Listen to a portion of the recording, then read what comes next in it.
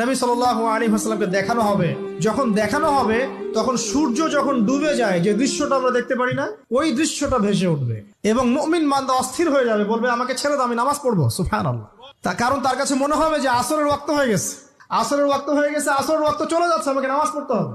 চিন্তা করেছেন? ওই যে একটা হাদিস আছে না, যে 7 শ্রেণীর মানুষকে আল্লাহ রাব্বুল আলামিন আরশের ছায়া ছায়া দিবেন, তার মধ্যে এক শ্রেণীর মানুষকে যার অন্তর মসজিদের সাথে ঝুলে থাকে, তার মন মসজিদের সাথে ঝুলে ছিল। এই সূর্য ডুবে গেল বলে আমাকে ছেড়ে দাও, আমি নামাজ পড়তে যাব। তখন ফেরেশতারা বলবেন তোমাকে নামাজ পড়তে দেয়া হবে, তবে তার আগে তুমি এর উত্তর দাও।